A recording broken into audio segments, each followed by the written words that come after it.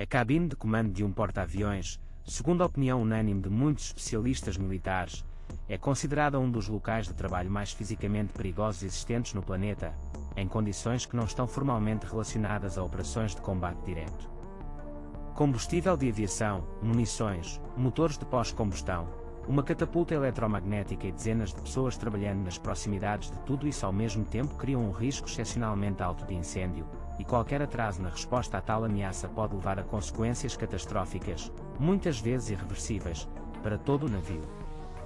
É por isso que uma equipe de bombeiros de convés especialmente treinada e equipada está constantemente de plantão a bordo de cada porta-aviões, pronta para responder a um incêndio segundos após sua detecção, independentemente da localização específica do incidente em uma vasta área da cabine de comando. As especificidades do combate a incêndios num porta-aviões diferem significativamente do combate a incêndios costeiros convencional por várias razões fundamentais. Em primeiro lugar, este é um espaço extremamente limitado e a maior concentração de objetos potencialmente perigosos em uma área relativamente pequena, aeronaves vizinhas, cheias de combustível e, muitas vezes, equipadas com armas militares reais, estão localizadas literalmente a poucos metros umas das outras, o que cria um sério risco de rápida propagação do fogo ou, o que é ainda mais perigoso, de detonação de munições em aeronaves vizinhas se o fogo inicial não for respondido com rapidez suficiente.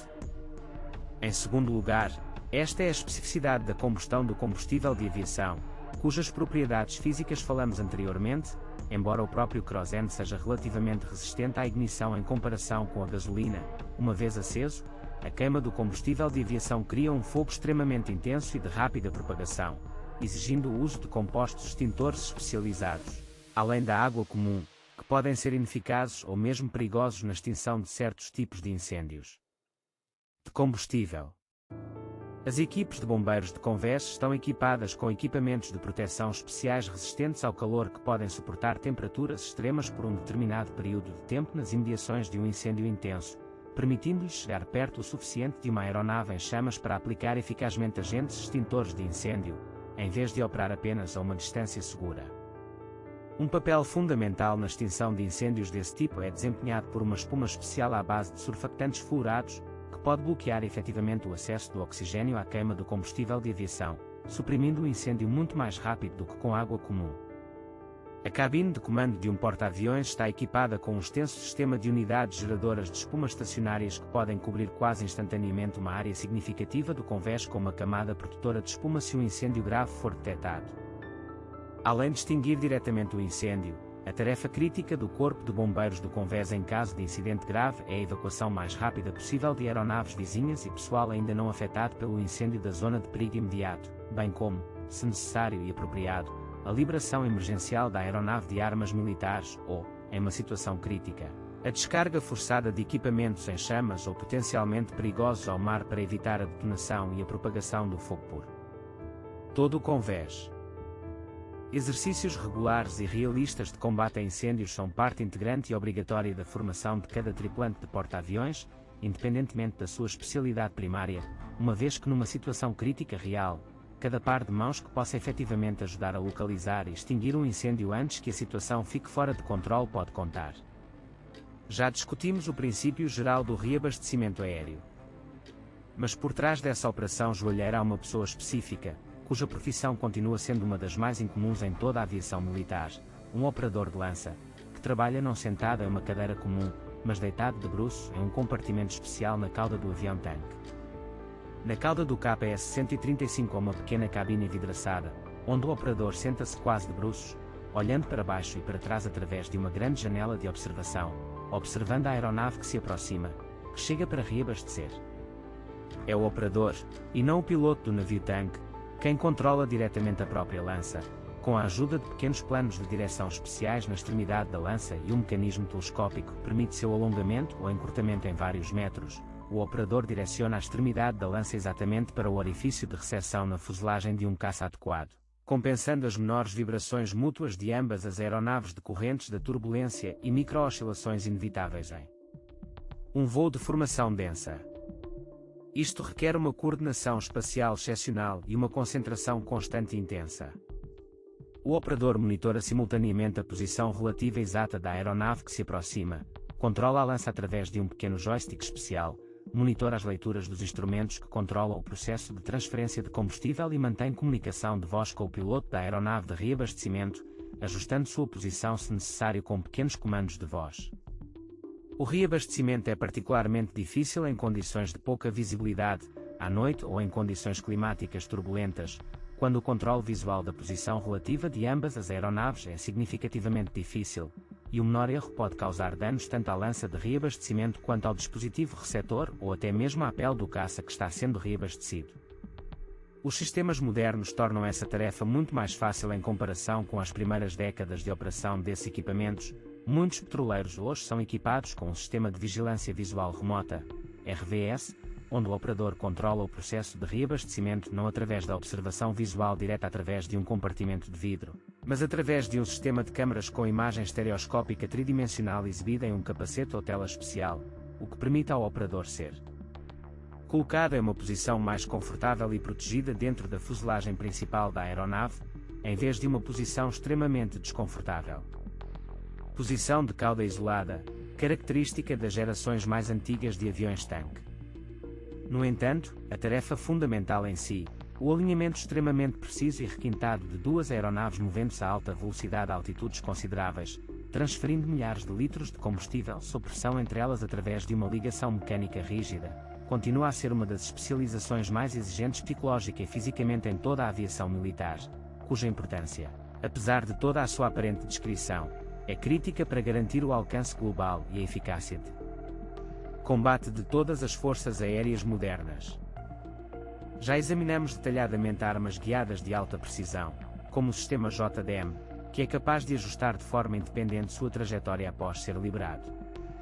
Mas mesmo uma bomba aérea comum, não guiada, desprovida de qualquer sistema de orientação próprio, após ser separada da aeronave, atinge o alvo de forma longe de ser aleatória. A precisão de seu uso é garantida por complexos cálculos balísticos realizados pelo computador de bordo da aeronave antes mesmo do momento do lançamento. O problema que tal computador balístico resolve é muito mais complicado do que pode parecer à primeira vista. Uma simples bomba lançada de uma altura continua a se mover não em linha reta para baixo, mas ao longo de uma trajetória balística complexa determinada por vários fatores em interação. Em primeiro lugar, esta é a velocidade inicial e direção de movimento do próprio porta-aviões no momento do lançamento. A bomba, tendo-se separado da aeronave, por inércia continua a se mover na mesma direção e com a mesma velocidade horizontal que a aeronave tinha imediatamente antes do lançamento, perdendo gradativamente essa velocidade horizontal sob a influência da resistência do ar, ao mesmo tempo que ganha velocidade vertical de queda sob a influência da gravidade. Em segundo lugar, esta é a resistência aerodinâmica do ar que atua sobre a forma específica de um determinado tipo de munição, o que retarda significativamente o seu movimento horizontal à medida que cai, e esta relação é não linear e difere para cada tipo individual de bomba aérea, dependendo da sua forma geométrica específica, massa e distribuição desta massa. Em terceiro lugar, as condições climáticas atuais são de grande importância. A velocidade e direção do vento em várias altitudes entre a aeronave e o solo, que são capazes de afastar significativamente uma bomba em queda da projeção vertical original do ponto de lançamento, e o vento em diferentes altitudes pode ter direções e intensidades completamente diferentes. Um moderno computador balístico de bordo leva em consideração todos esses fatores simultaneamente, continuamente, em tempo real, recebendo dados sobre a velocidade atual, altitude, curso e ângulo da aeronave do sistema de navegação inercial, dados meteorológicos atuais sobre o vento em várias altitudes, inseridos antecipadamente ou recebidos através de um sistema de troca de dados, bem como as características balísticas exatas do tipo específico de munição utilizada, pré-armazenadas na memória do computador de bordo pelo fabricante. Com base em todos esses dados, o computador calcula o momento exato e ideal de lançamento no qual a bomba não guiada, continuando a se mover ao longo de uma trajetória balística previsível sem qualquer participação adicional da aeronave ou sistema de orientação, deve atingir um alvo terrestre predeterminado.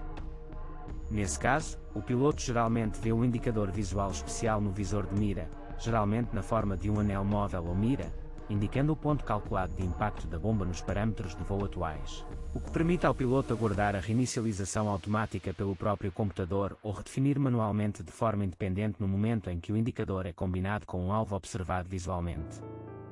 Mesmo com os cálculos mais precisos desse tipo, Uma bomba não guiada continua sendo uma arma significativamente menos precisa em comparação com as munições guiadas modernas, precisamente porque qualquer variável não explicada ou medida incorretamente, uma rajada repentina de vento, um ligeiro desvio da aerodinâmica real de uma determinada peça de munição dos valores médios calculados, pode levar a um desvio perceptível do ponto de impacto real do ponto calculado, enquanto uma munição guiada é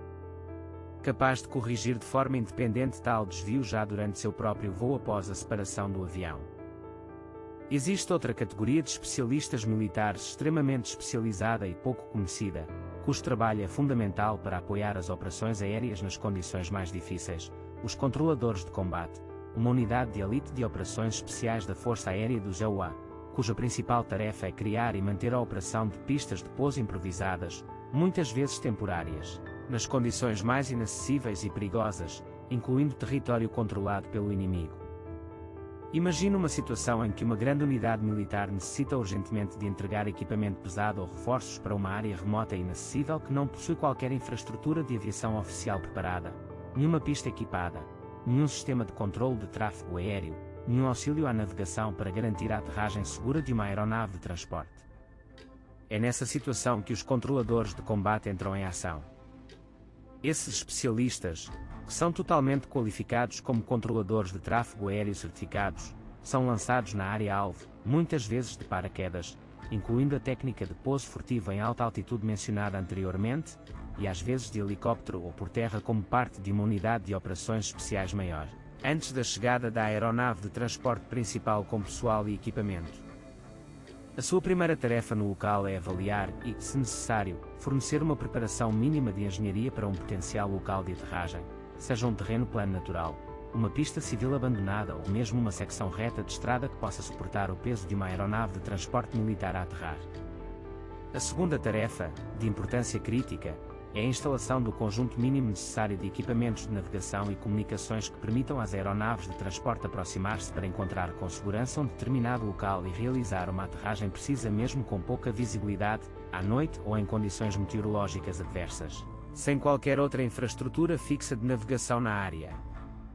A terceira tarefa é o controle direto do tráfego aéreo em um determinado local temporário, semelhante ao trabalho de um controlador de tráfego aéreo convencional, mas muitas vezes realizado em condições de ameaça ativa do inimigo, coordenando a sequência e os intervalos seguros de pouso e decolagem de inúmeras aeronaves de transporte que entregam pessoal e equipamentos a uma determinada área.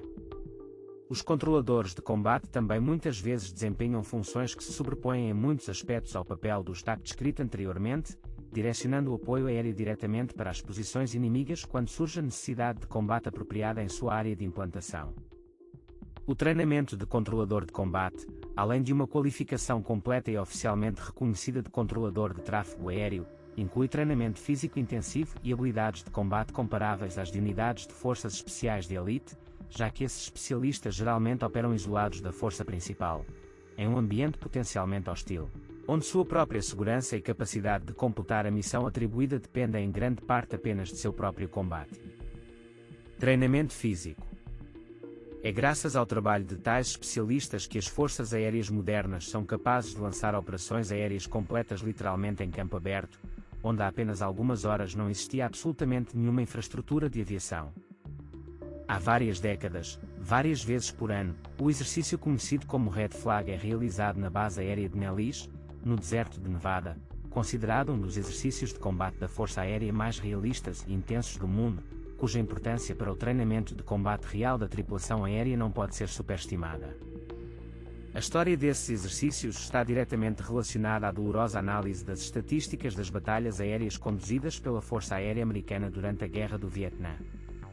Esta análise revelou um padrão extremamente alarmante. A grande maioria das perdas de aeronaves americanas em batalhas aéreas reais ocorreu nas primeiras missões de combate de um piloto específico, enquanto os pilotos que sobreviveram com sucesso aos primeiros 10 ou mais encontros de combate demonstraram subsequentemente probabilidades significativamente maiores de sobrevivência em batalhas posteriores, tendo acumulado experiência prática de combate suficiente.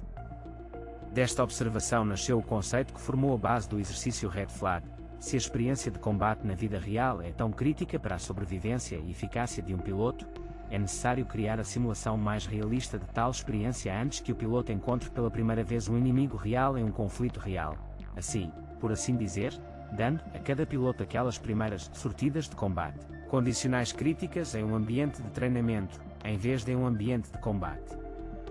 real mortal. Os exercícios Red Flag apresentam um grau excepcional de realismo no ambiente de combate simulado. O papel do inimigo simulado é desempenhado por unidades especialmente treinadas do agressor, que estudaram detalhadamente e praticaram as táticas, armas e características reais de oponentes em potencial, muitas vezes usando equipamento inimigo especialmente adquirido ou recriado, ou convertido e especialmente ajustado a aeronaves próprias, simulando o voo e as características táticas de tipos específicos de caças inimigos. Além de contramedidas aéreas diretas, os exercícios incluem uma simulação em escala real de sistemas de defesa aérea inimigos baseados em terra, estações de radar reais, embora sintonizadas para treinamento, e lançadores de treinamento de sistemas de mísseis antiaéreos são usados, da forma mais realista possível, simulando o denso sistema de defesa aérea de múltiplas camadas que os pilotos podem ter que enfrentar em um conflito real. Um elemento técnico extremamente importante dos exercícios é o Sistema de Controle Instrumental de Combate Aéreo, ACMI, Air Combat Maneuvering Instrumentation, equipamento especial de bordo instalado em todas as aeronaves participantes dos exercícios, registrando continuamente a posição tridimensional exata de cada aeronave no espaço, sua velocidade, manobras, bem como acertos e derrotas condicionais das armas convencionais utilizadas durante toda a batalha de treinamento. Posteriormente, esses dados permitem realizar uma análise objetiva excepcionalmente detalhada de cada elemento da batalha simulada passada imediatamente após sua conclusão, demonstrando claramente aos pilotos seus próprios erros táticos ou decisões bem-sucedidas, restaurando uma imagem tridimensional completa da batalha aérea ocorrida, que é inacessível para uma análise tão detalhada durante um voo de treinamento normal e não instrumental. Os pilotos que completaram o ciclo completo de exercícios Red Flag, de acordo com o testemunho de muitos veteranos de operações de combate reais, observam posteriormente que a experiência de combate real, embora permaneça psicologicamente de natureza fundamentalmente diferente precisamente por causa do risco mortal real, ainda assim acaba por ser muito menos assustador e desorientador precisamente devido à experiência previamente acumulada de participação em cenários de treinamento tão realistas e detalhados. A capacidade de transferir rapidamente quantidades significativas de tropas, equipamentos militares e equipamentos para o outro lado do globo é um dos elementos mais importantes da estratégia militar moderna, e um papel fundamental nessa transferência é desempenhado pela aviação de transporte militar estratégico especializado, cujo representante mais proeminente na Força Aérea Americana é o C-17 Globemaster II. Ao contrário dos aviões convencionais de passageiros, que são concebidos principalmente para transportar pessoas de forma eficiente nas longas pistas de betão preparadas dos principais aeroportos, os aviões de transporte militar estratégico são concebidos com um conjunto fundamentalmente diferente de requisitos que refletem as necessidades reais das operações militares. Um dos principais requisitos é a capacidade de decolar e, mais importante ainda, pousar com segurança em pistas de terra relativamente curtas e muitas vezes despreparadas, que são significativamente inferiores em qualidade e comprimento às pistas padrão dos aeroportos. Isto é conseguido devido ao design especial de um poderoso trem de pouso multi-rodas, capaz de distribuir o peso significativo de uma aeronave totalmente carregada sobre uma área maior, reduzindo a pressão específica sobre um pavimento despreparado, bem como o uso de um sistema especial de reversão de empuxo do motor e freios potentes, que permitem frear efetivamente uma aeronave fortemente carregada em uma seção significativamente mais curta da pista em comparação com um avião civil convencional do mesmo tamanho. Outro requisito fundamental é um compartimento de carga espaçoso, livre de elementos estruturais intermediários, com uma grande rampa na parte traseira da fuselagem, permitindo rápida carga e descarga direta de grandes equipamentos militares, incluindo tanques de batalha principais, veículos blindados de transporte de pessoal, sistemas de artilharia e helicópteros, diretamente sob seu próprio poder, sem a necessidade de equipamentos de carregamento especializados e complexos, muitas vezes indisponíveis em operações de campo despreparadas. Aeródromos. O S-17 é capaz de transportar uma carga útil de até 77 toneladas por uma distância de mais de 4.500 km sem reabastecimento, o que, se necessário, pode ser aumentado significativamente através do uso da tecnologia de reabastecimento em voo previamente discutida em detalhes, teoricamente proporcionando a capacidade de transportar equipamento militar pesado para quase qualquer ponto do globo. Não menos importante é a capacidade de tais aeronaves pousarem pessoal e equipamentos diretamente no ar, sem a necessidade de pousar no solo. Desde o clássico pouso de paraquedas de pessoal até um sistema muito mais complexo tecnicamente para pousar equipamentos pesados e carga usando plataformas de carga especiais e sistemas de paraquedas multicúpulas capazes de garantir um pouso bastante suave de equipamentos de várias toneladas sem danos graves. A logística de um movimento militar de tropas em grande escala, envolvendo dezenas de aeronaves de transporte semelhantes ao mesmo tempo, é uma tarefa colossal separada de planejamento e coordenação, exigindo coordenação precisa dos horários de decolagem e pouso, a disponibilidade de postos de reabastecimento ao longo da rota, a disponibilidade de um número suficiente de equipamentos e pessoal de movimentação de carga tanto no ponto de partida quanto no destino, além de garantir a segurança de toda a rota contra ameaças potenciais. É esta capacidade de transferir rápida e massivamente forças militares significativas através de longas distâncias que é a capacidade estratégica que distingue fundamentalmente uma potência militar verdadeiramente global de uma potência regional limitada principalmente pelas capacidades de logística terrestre e marítima, que são muito mais lentas e sujeitas a um número muito maior de restrições geopolíticas. Já discutimos em detalhes como uma aeronave furtiva moderna minimiza seu radar e sua assinatura térmica. Mas a outra característica física que é muito mais difícil de camuflar completamente e que pode revelar a presença de uma aeronave onde os mais avançados radares e termovisores são impotentes, é o som emitido pelos motores em funcionamento e a própria estrutura da aeronave enquanto se move pelo ar. A detecção acústica adquire particular significado tático precisamente em baixas altitudes e velocidades relativamente baixas, típicas, por exemplo, para helicópteros e alguns tipos de drones operando nas proximidades de alvos terrestres, onde a detecção de radar é objetivamente dificultada pelo próprio terreno, que cria muitas chamadas sombras de radar. Mas o som de um motor em funcionamento pode se espalhar e atingir o observador mesmo por trás de tais abrigos naturais.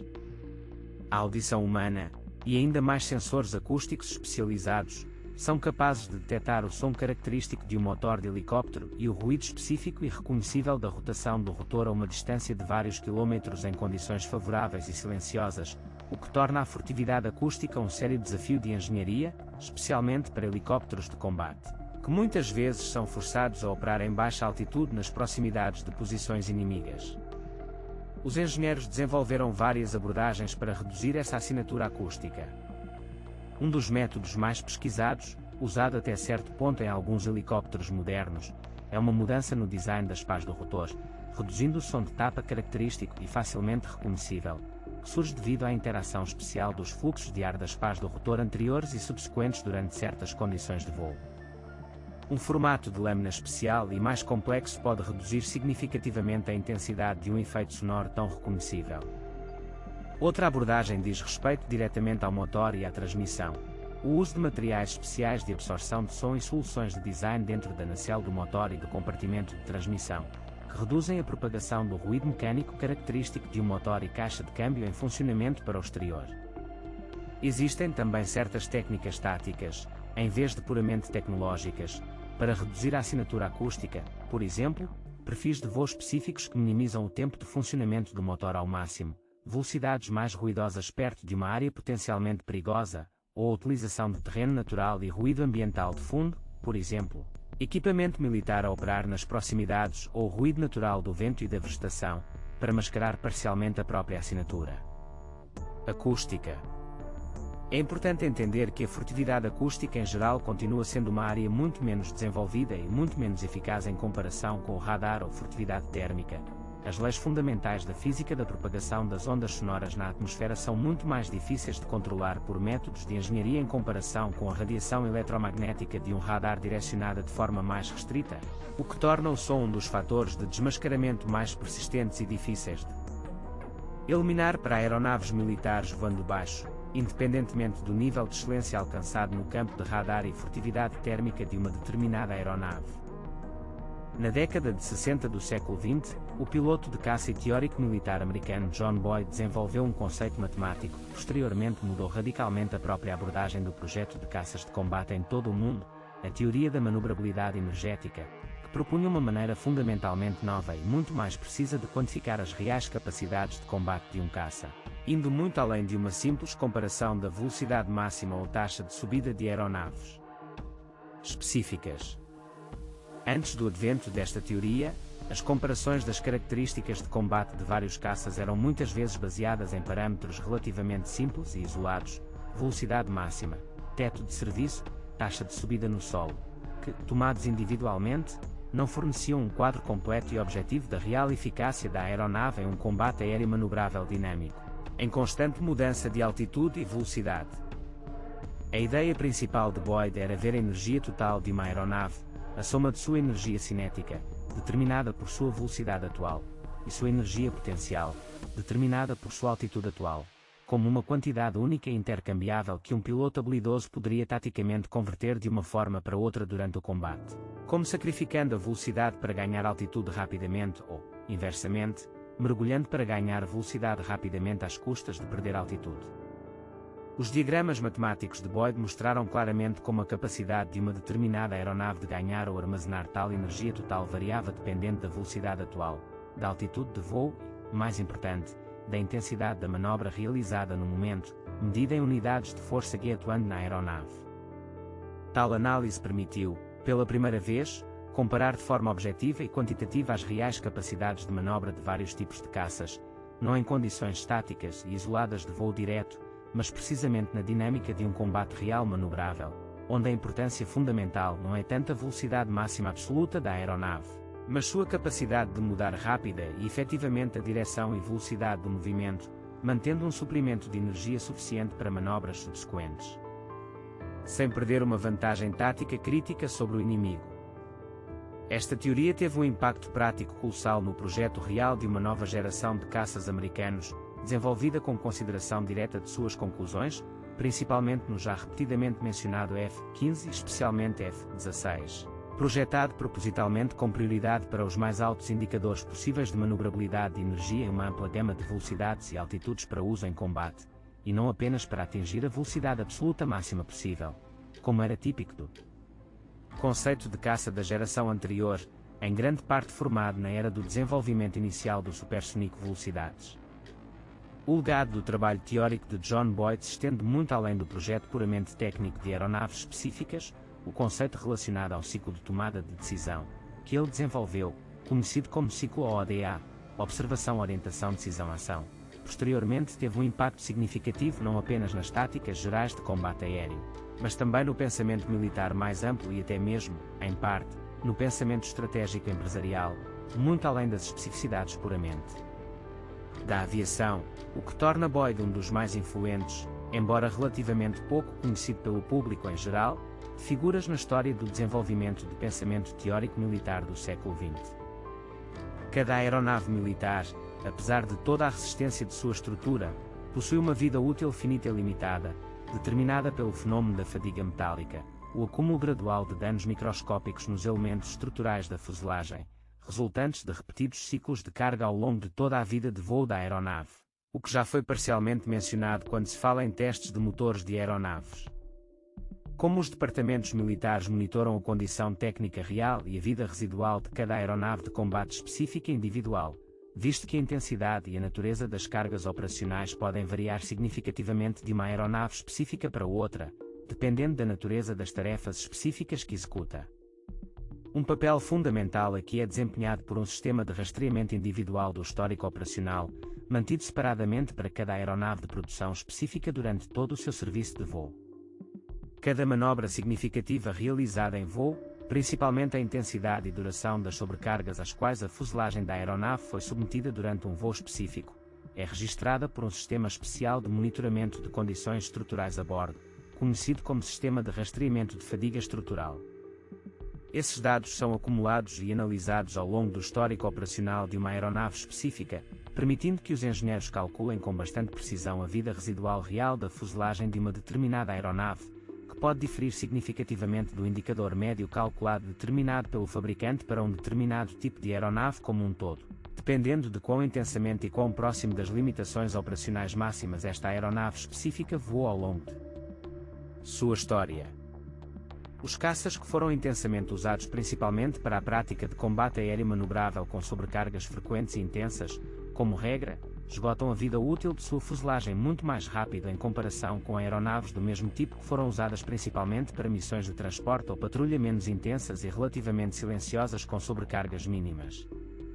Ao atingir certos valores limites predeterminados da carga de fadiga acumulada, uma determinada aeronave está sujeita a uma inspeção de engenharia detalhada obrigatória, muitas vezes incluindo a desmontagem de certos elementos estruturais críticos para inspeção visual e instrumental direta para a presença real de microfissuras ainda não detectadas por outros métodos de teste não destrutivos. Se forem detectados sinais de desgaste crítico por fadiga de certos elementos estruturais, a aeronave pode ser submetida a um programa de extensão de vida útil, incluindo a substituição ou reforço dos elementos mais carregados e desgastados da fuselagem, o que pode prolongar significativamente a operação segura desta aeronave em particular, embora tal programa muitas vezes acabe sendo tecnicamente complexo e muito caro.